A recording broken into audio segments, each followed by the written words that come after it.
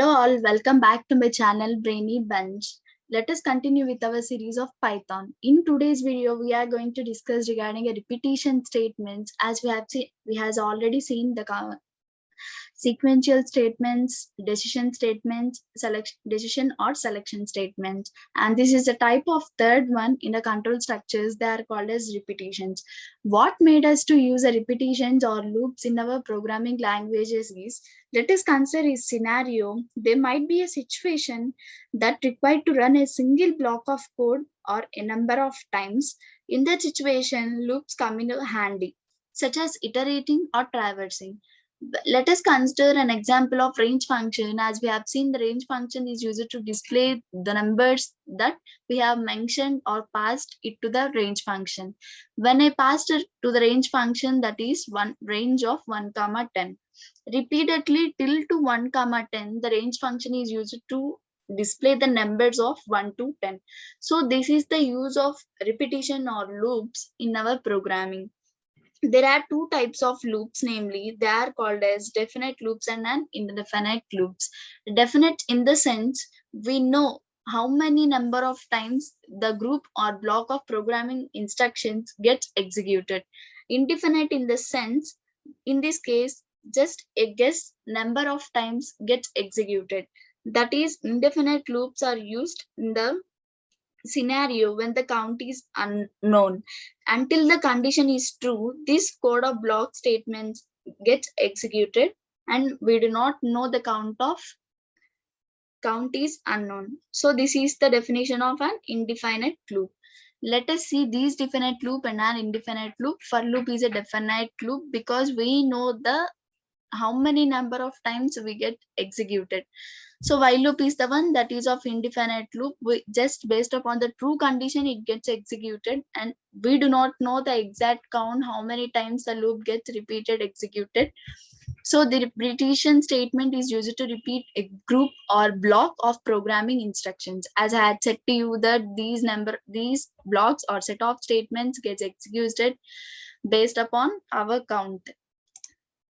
So next one is for first we are going to discuss about a for loop, which is of a definite loop. A for loop is used for iterating over a sequence that is either a list, a tuple, a dictionary, a set, or a string. So here we can consider that the for loop is used to iterate over a list or tuple. Let us consider a list with some values like 1, 2, 3, 4. We can even display the values of 1, 2, 3, 4 by using just single index like list of 0, list of 1. But in the use of accessing individually, we can use all the values or access all the values from the list by using a single statement that is called as a for loop. And this is less like for keyword in other programming languages and works more like an iterator method as found in other object oriented programming languages. And here the for loop is get executed or with the help of a range function, but whereas in other languages we have different syntaxes for the for loop. When compared to the Python and other languages, there may be a syntax representation, but in Python we are having some syntax specification for a for loop that is of for. The variable is common. In is used to iterate over this input whatever we are providing, such as list or string, etc. And this colon is important in our syntax. And whatever the statements that we can write in this for loop is, this is a general syntax of a for loop. For variable, in is used as, in is an operator, list or string, whatever the input we are going to give it. And with the for loop we can execute a set of statements, one for each item in a list, tuple, set, etc. Let us consider an example to understand very clearly, and this is the flow chart. Whenever the condition is this is the condition, till all the condition whatever the items are present, it goes to the conditional code and executes, and again it checks the condition. Whenever the items or elements completed in a list, finally it goes to the false condition. So this is a simple example to understand about a for in the for loop. So here let us consider fruit is a variable and it is assigned to a list called as an apple, banana, cherry. So fruits is a type of list. Now I am going to iterate over the elements in a fruits. So I am going to write my for loop syntax is for x is some variable in fruits. Fruits is the one variable that here is list. So I am going to print all the elements using a print of x. So let us take an ideally new file. Let me create a list. For example, as we have seen that it is having apple, banana,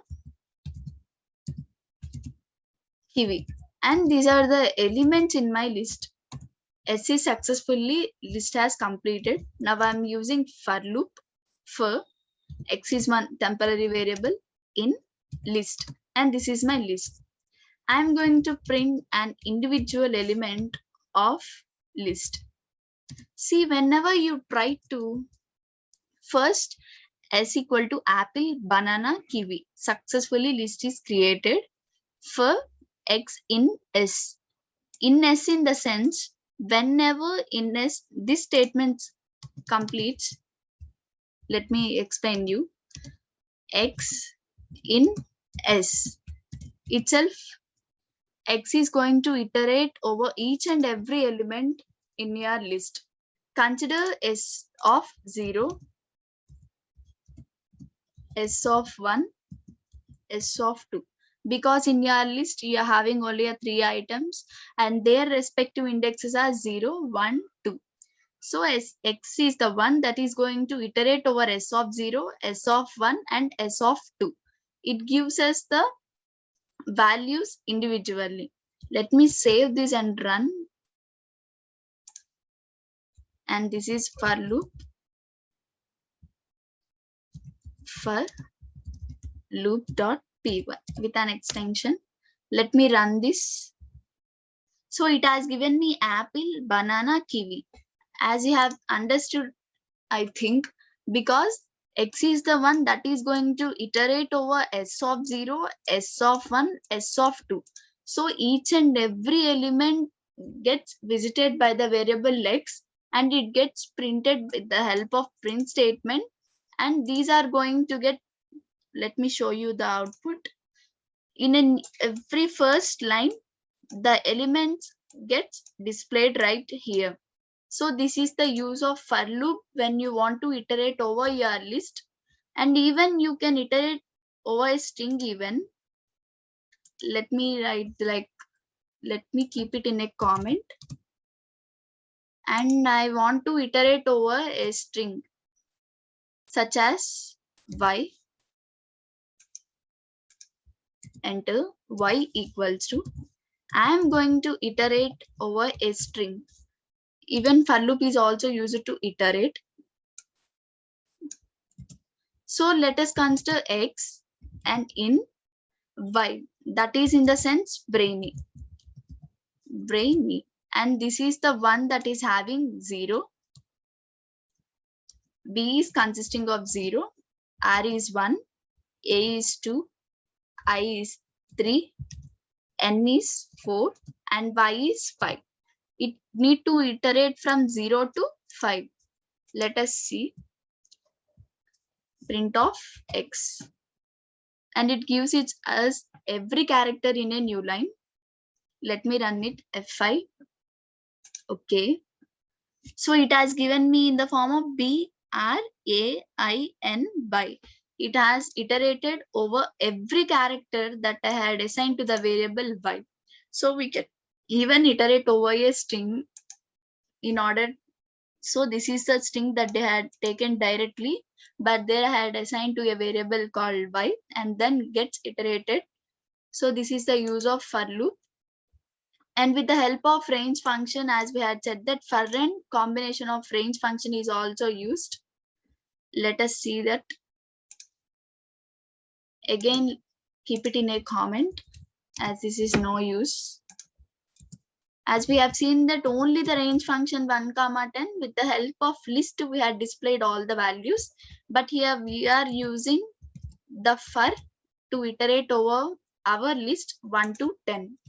As I had said that it prints the values of 1, 2, 3, 4, 5, 6, 7, 8, 9. It prints each and every number till the n minus 1. After run, so it has given me all the values of 1 to 9. With the use of range function also, we can use the for one, and even we can iterate over list, string, list, anything.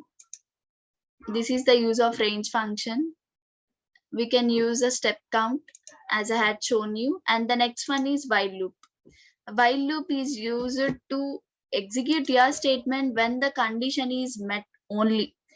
For example, let us consider then when the expression here continuously expression gets checked again and again whether it is true or not.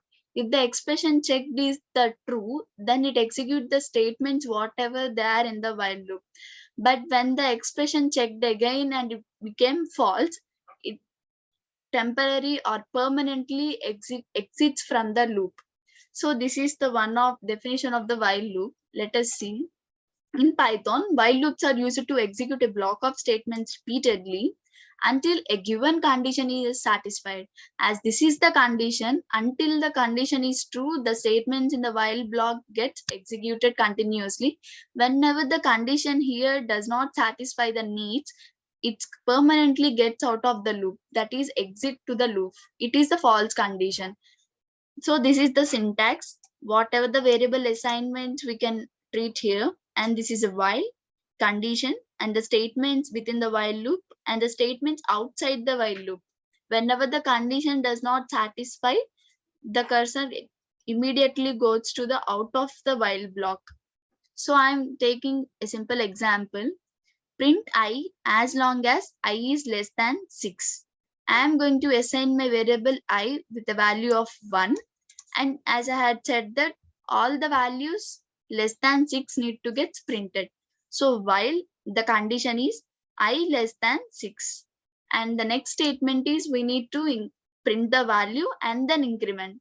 As this is an assignment operator with a combination of assign. Let us check this example.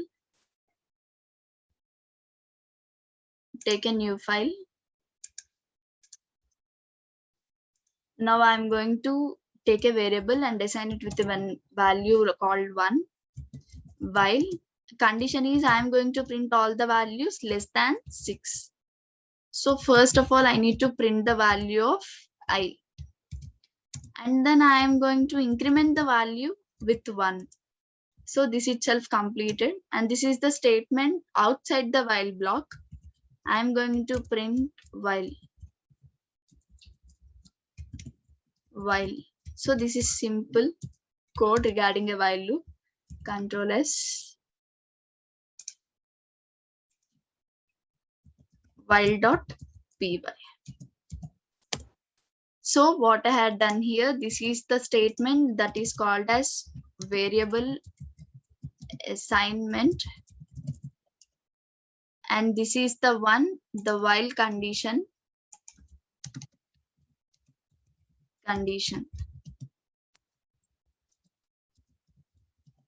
So this is the printing statement. This is increment or decrement, whatever it may be, increment or decrement line or statement. And this is the statement that is outside the while block.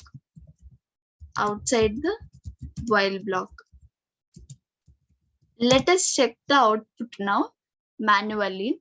First, the value of 1 gets assigned to a variable called I, and next it enters into a while loop and checks 1 less than 6. True. It enters into the while loop, that is prints the value of 1, and the value of 1 gets incremented. 1 plus 1, 2. Again it goes to the condition 2 less than 6. Again it prints 2. So 1 got printed. Let us see. 1 got printed. So here 1 less than 6. Successful. So it has printed the value 1. And next incrementation 1 plus 1 that is in the sense 2. Again it goes to the condition and checks whether 2 less than 6. If 2 less than 6, it prints to us 2. Again it's increment the value 2 plus 1 equal to 3.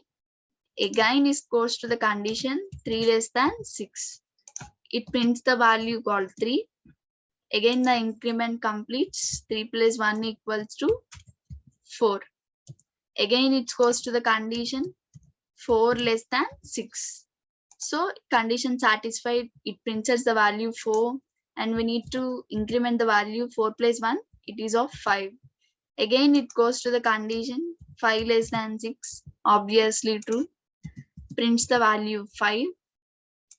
We can increment the value 5 plus 1 equal to 6. So here when you try to compare 6 less than 6 is the one that gets false, and here itself the while block execution successfully completes. Let us move back.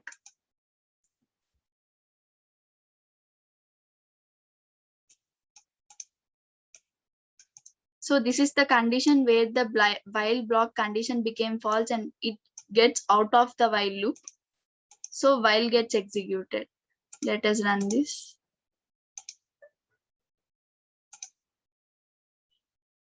Wait a minute.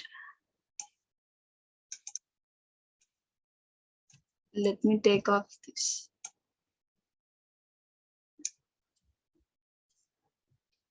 So this is outside the while block, and 1, 2, 3, 4, 5 are the values that to get executed when the while condition satisfied. Let me move it back. Control S, saved.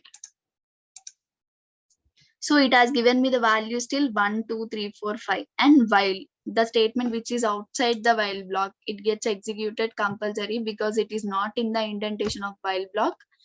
And till 5 it has successfully displayed to us because 6 less than 6 is false. So while is used to iterate over the list of elements till the condition is true. Whenever the condition is false, it gets out of the while loop, and if any n plus 1 statements are available in your program, those gets executed successfully. So here itself completes our for control structures of sequential, decision or selection, and the third one last, repetitive. Thank you for watching video. Please do like, share and subscribe. Have a nice day.